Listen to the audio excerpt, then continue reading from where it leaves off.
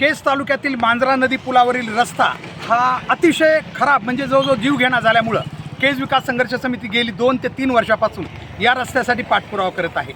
हा रस्ता खरं तर याची हद्द पलीकडल्या साईडला बीड जिल्हा हद्द सुरू होते असा फलक लावलेला आहे, अलीकडच्या साईडला पूर्ण बीड जिल्ह्याची हद्द आहे असं नागरिकांचं म्हणणं आहे। आणि हेच अनुसरून केज विकास संघर्ष समितीनं हे आंदोलन केज तालुक्यातील तहसीलदार आणि केज तालुक्यातील युसुफपूरगाव येथील पोलीस स्टेशनला निवेदन देऊन आजचं 14 ऑगस्टचं सकाळी 11 वाजताचं आंदोलन आम्ही या ठिकाणी यासाठी आलेलो होतो। खरं तर या आंदोलनासाठी आम्ही यावेळेस गावकरी आणि जे काही या रस्त्यावरून प्रवास करणारे ड्रायव्हर्स असतील सगळ्यांना या ठिकाणी सूचना दिली होती, परंतु गेल्या 2 दिवसाचा जो घडामोड झालेली आहे ती नागरिकांना कळावी यासाठी काही स्पष्टीकरण या ठिकाणी देतो आहे आम्ही। खरं तर हा रस्ता जो आहे प्रशासनाचं म्हणणं आहे, बीड जिल्हा आणि धाराशिव प्रशासनाचं म्हणणं असं आहे की हा रस्ता आपण बघू शकता केजून आल्यानंतर या ठिकाणी महादेव मंदिर आहे, यापर्यंतच फक्त केजची हद्द आहे, महसूल हद्द याच्या आणि पोलीस हद्दही इथपर्यंतच आहे। इथून पुढचा रस्ता हा प्रशासकीय दृष्टिकोनातून महसूल कळमच्या ताब्यात आहे असं त्यांचं म्हणणं आहे आणि पोलीस प्रशासन देखील कळमचंच आहे। मात्र केज विकास संघर्ष समिती गेली 2-3 वर्षापासून या आंदोलनासाठी केज प्रशासनाशी संपर्क करून आंदोलन करते। आजपर्यंत आम्हाला कधी कळलं नाही, परंतु गेले 2 दिवसाच्या खाली आंदोलन 1 दिवस पुढं आहे म्हणता काल आम्हाला सांगण्यात आलं की हा रस्ता जो खराब रस्ता झालेला आहे हा कळंब तालुक्याच्या प्रशासकीय आणि महसूल नियंत्रणाखाली आहे। पोलीस प्रशासन देखील तिथलंच त्या ठिकाणी देखरेखीखाली आहे। त्यासाठी आम्ही या ठिकाणी आज पोहोचलेलो आहोत। आमचं म्हणणं एक आहे की रस्ता कुणाच्याही ताब्यात असो, रस्ता हा जीवघेणा झाला आहे, अगदी मृत्यूचा सापळा बनलेला आहे। रात्रीच्या वेळी प्रचंड मोठ्या प्रमाणात चोऱ्या होत आहेत, इथून जाणं अवघड आहे।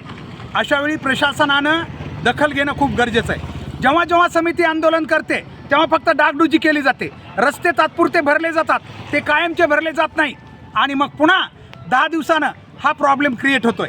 आता या ठिकाणी MSRDCनं जालन्याहून आम्हाला पत्र दिलेलं आहे की या रस्त्यासाठी सेपरेट 1.5 कोटीचं जे काही टेंडर आहे ते काढलेलं आहे ना, हा रस्ता कायमचा डांबरीकरण करण्याचा त्यांचा प्रोसेस सुरू आहे असं आम्हाला कळवलं आहे।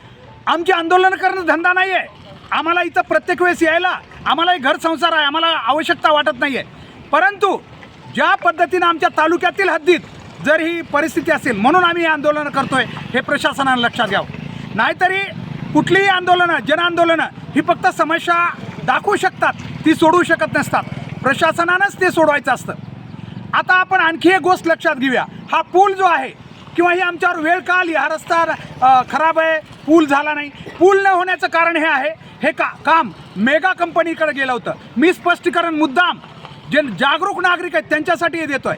हा रस्ता मेगा कंपनी करत होती, मेगा कंपनीला 2 वर्षाचा कार्यकाळ रस्ता पूर्ततेसाठी दिला होता पुलासहित, त्यांनी काम बी सुरू केलं होतं, परंतु पुलापर्यंतचा या ठिकाणचा जो पेट्रोल पंपापासून पुलापर्यंतचा जो काही भाग आहे जमीन मावेजा, हा असं सांगण्यात आलं की ते शासनानं त्याचे पैसे शेतकऱ्याचे दिले नाहीत, त्यामुळं काम थांबलं गेलं।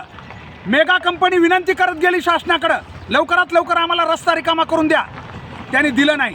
त्याच्यात 2 वर्ष गेले, ते नाही आणखी 4 वर्ष गेले, सगळे मिळून 6 वर्ष झाले आणि आता मेगा कंपनी हे काम करणार नाही असं लेखी पत्र दिलेलं आहे। आता शासन काय करेल माहीत नाही, त्याला आम्हाला नवीन टेंडर काढेल काय ते शासनाची प्रोसेस आहे, आम्हाला काही देणं घेणं नाही।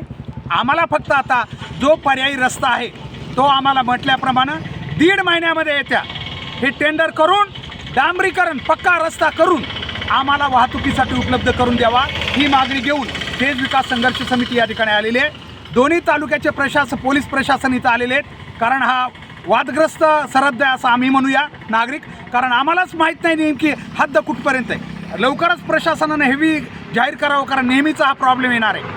तर आम्ही आता मुख्य आपल्याला दाखवणार आहे। आत्ता सध्या रस्ता फक्त तात्पुरती खडी काही धूळ मुरुम टाकून केलेला आहे, पण आपण बघू शकता किती धूळ उडते सध्या।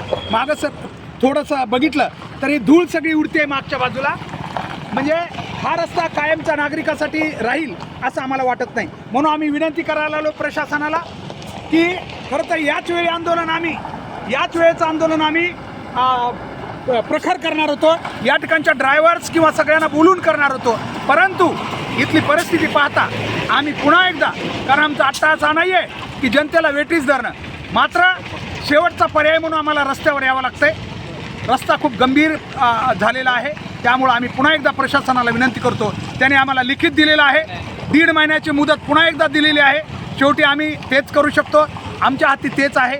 लोक ही जेवढ्या प्रमाणात पाहिजे तेवढ्या प्रमाणात रस्त्यावर येत नाहीत, जागरूकता नाही आहे. त्यामुळं आम्ही हे आंदोलन पुन्हा एकदा विड्रॉल करत आहोत आणि 1.5 महिन्यामध्ये मात्र त्यानंतर आम्हाला जसं जमेल, आमची जी स्ट्रॅटेजी असेल त्याप्रमाणे आम्ही पुढचं आंदोलन करू.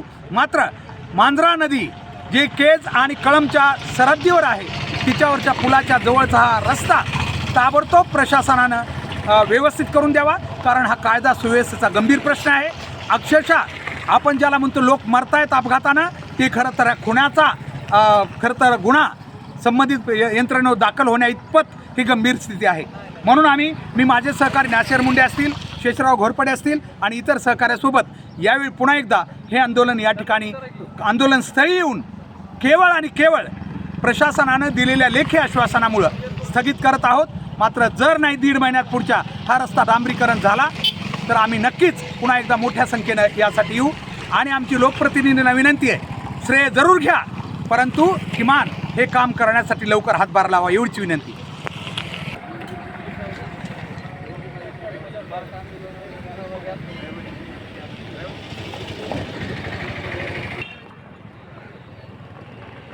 आपण बघू शकतोय युसुफ वडगाव पोलीस स्टेशनची हद्द इथून सुरू होती असं त्यांचं म्हणणं आहे. पुढं हा पेट्रोल पंप आहे आणि इथपर्यंतच फक्त केज तालुक्यातली हद्द असल्यामुळं आम्हाला आंदोलन करण्यापासून म्हणजे परावृत्त नाही केलं म्हणता येणार, परंतु त्यांचं म्हणणं आहे की पुढचा हद्द जे आहे ते आपण कळंबच्या प्रशासनाला पत्रव्यवहार करून आंदोलनं करावी लागतील असं त्यांचं म्हणणं आहे आणि ते योग्य आहे.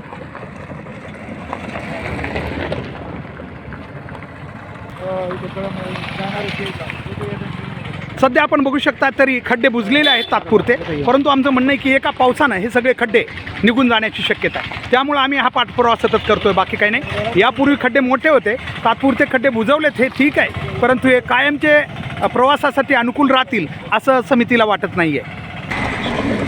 आपण पाहू शकतो किती धूळ उडते हे बघू शकताय. अक्षरशः पुढचं काहीच दिसत नाही, इतकी धूळ आहे. सकाळचे 11 वाजलेले आणि यावेळी ही धूळ आपण बघू शकताय किती मोठ्या प्रमाणात आहे. ती संबंधित हे मागून जाणारे जे हे आहेत दुचाकीवाले आहेत त्यांचे काय हाल होत असतील आपण बघू शकताय. ही धूळ आहे, समोरचा पूल आपल्याला दिसत नाही.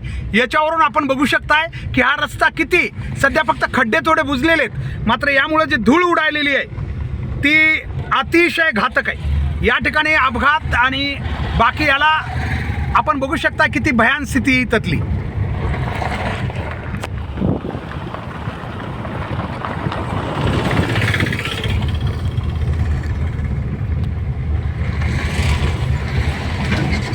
या कशा गाड्या चालत असतील आपण बघू शकता. जवळजवळ 1 किलोमीटरचा रस्ता हा थोडा नाही आहे आणि म्हणून आम्हाला वाटतं की हा रस्ता ताबडतोब होणं खूप गरजेचं आहे.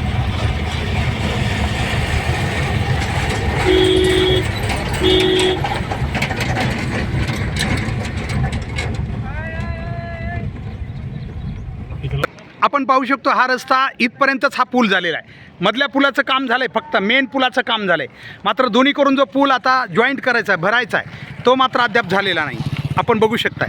आणि याच्यासाठी समिती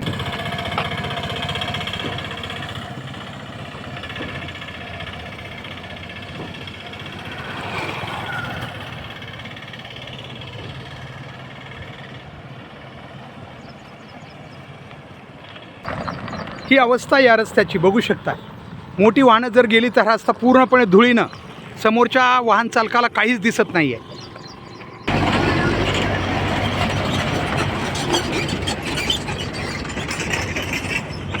आपण पाहतोय हा मागचा रस्ता हा पूर्णपणे पूल आहे पुढच्या बाजूला, मात्र इकडं कळंबची हद्द या ठिकाणी सुरू होते.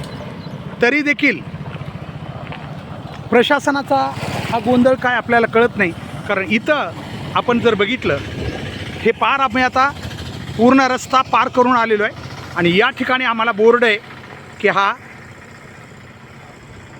उस्मानाबाद किंवा सध्याचा धाराशिव जिल्हा प्रवेश बांधकाम विभाग उस्मानाबाद इथं बोर्ड आहे. आपण बघू शकता इथं पेट्रोल पंप आहे. हा म्हणजे हे वळण म्हणजे या ठिकाणाहून आणि आम्हाला सांगितलं की तुम्हाला आता या ठिकाणी आंदोलन करण्यासाठी. आणि या बाजूला जर आपण बघितलं याच बोर्डच्या, तर हा बीड जिल्हा, उस्मानाबाद जिल्हा हद्द संपते असं या ठिकाणी नमूद केलेलं आहे.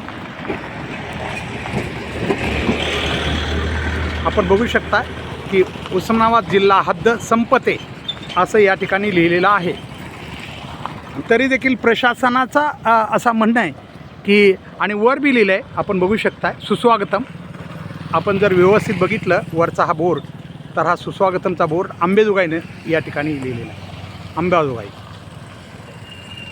विभाग अंबाजोगाई असं लिहिलेलं आहे. तर ही प्रशासकीय नेमकं कोणता विभाग कुणाकडे आहे हे शासनानं आता क्लिअर करणं गरजेचं आहे. वर जे हिरव्या अक्षरात लिहिलेलं आहे तो सार्वजनिक बांधकाम विभाग अंबेजोगाईचा आहे आणि फलक बी तसे लिहिलेले आहेत. तरी देखील प्रशासनाचं म्हणणं आहे की हा भाग हा कळमच्या हद्दीत येतो, या पुढचा इथून पुढचा पार अगदी महादेव मंदिरापर्यंत. हाँ आगे कटाला करा दो, आप जाके आगे जाके जातो.